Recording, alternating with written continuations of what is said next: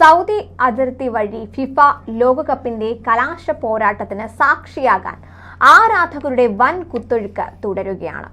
സ്വദേശികളും വിദേശികളുമായ നിരവധി പേർ റോഡ് മാർഗം ഖത്തറിലേക്ക് തിരിച്ചതോടെ സൗദി ഖത്തർ അതിർത്തിയിൽ വീണ്ടും തിരക്ക് വർദ്ധിച്ചിരിക്കുകയാണ്. അറബ് ലോകത്ത് ആദ്യമായി എത്തിയ ലോകകപ്പ് ഫുട്ബോളിന്റെ കലാശ പോരാട്ടം നേരിൽ ദർശിക്കാനുള്ള അവസരം പരമാവധി ഉപയോഗപ്പെടുത്തുകയാണ് സൗദിയിലുള്ള സ്വദേശികളും പ്രവാസികളും ഒക്കെ തന്നെ. പലരും വാരാന്ത്യ അവധി കൂടി ഉൾപ്പെടുത്തി കഴിഞ്ഞ ദിവസം മുതൽ തന്നെ ഖത്തറിലേക്ക് യാത്ര തിരിച്ചു. ഹയ്യ കാർഡുള്ളവരും ഇല്ലാത്തവരുമായ നിരവധി ആരാധകർ സൽവ അതിർത്തി വഴിയാണ് ഖത്തറിലേക്ക് യാത്ര തിരിച്ചത്. ഇതോടെ അതിർത്തിയിൽ വീണ്ടും തിരക്ക് വർദ്ധിച്ചു. കുടുംബവുമൊത്താണ് ഭൂരിഭാഗം പേരുടെയും യാത്ര. ഹയ്യ കാർഡുള്ളവർക്ക് എളുപ്പം പ്രവേശനം സാധ്യമാകുന്നുണ്ട്.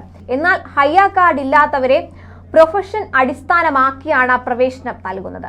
ഇവർക്ക് ബസ് റിസർവേഷൻ ഉൾപ്പെടെയുള്ള രേഖകൾ ഉണ്ടായിരിക്കണം. പലരും വാരാന്ത്യ അവധി കൂടി ഉൾപ്പെടുത്തി കഴിഞ്ഞ ദിവസം മുതൽ തന്നെ ഖത്തറിൽ എത്തി തുടങ്ങി.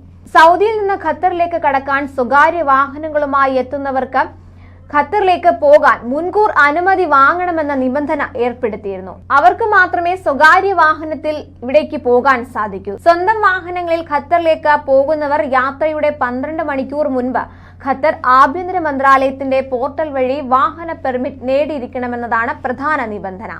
സൗദി പൊതുസുരക്ഷാ വിഭാഗമാണ് ഇത്തരത്തിലൊരു മുന്നറിയിപ്പ് പുറത്തുവിട്ടത്. അനുമതി നേടാതെ ഇത്തരത്തിൽ അതിർത്തിയിലെത്തുന്ന എല്ലാ സ്വകാര്യ വാഹനങ്ങളും തിരിച്ചയക്കുമെന്നായിരുന്നു മുന്നറിയിപ്പ്.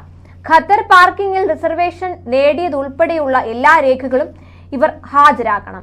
അല്ലാത്ത വാഹനങ്ങളെ അതിർത്തിയിൽ എത്തുന്നതിന് മുൻപായി തിരിച്ചയക്കുമെന്നാണ് സൗദി പൊതുസുരക്ഷാ വിഭാഗം അറിയിച്ചിരുന്നത്. സൗദി ഖത്തർ അതിർത്തിയിൽ തിരക്ക് വർദ്ധിച്ച സാഹചര്യത്തിലാണ് പൊതുസുരക്ഷാ വിഭാഗം ഇത്തരത്തിലൊരു മുന്നറിയിപ്പ് പുറത്തുവിട്ടത്. മാത്രമല്ല, ബസ് സർവീസ് ഉപയോഗപ്പെടുത്തുന്നവർക്ക് അതിനുള്ള റിസർവേഷൻ രേഖകൾ ഉണ്ടായിരിക്കണമെന്നും സുരക്ഷാ വിഭാഗം വ്യക്തമാക്കിയിരുന്നു. സൽവ അതിർത്തിയിൽ വാഹനം പാർക്ക് ചെയ്ത് ബസ് സർവീസുകളെ ആശ്രയിക്കുന്നവർക്ക് ബസ്സുകളിൽ യാത്ര ചെയ്യുന്നതിനുള്ള റിസർവേഷൻ രേഖകളും ഉണ്ടായിരിക്കണം. മതിയായ ബസ് റിസർവേഷൻ രേഖകൾ ഹാജരാക്കാത്തവരെയും ചെക്ക് പോസ്റ്റിൽ തടയുമെന്ന് സുരക്ഷാ വിഭാഗം മുന്നറിയിപ്പ് നൽകിയിരുന്നു. ഹയ്യ കാർഡ് ഇല്ലാതെയും GCC താമസ രേഖയുള്ളവർക്ക് ഖത്തറിലേക്ക് യാത്ര ചെയ്യാൻ അനുമതി നൽകിയ സാഹചര്യത്തിലായിരുന്നു നിബന്ധനകൾ സൗദി കടുപ്പിച്ചത്.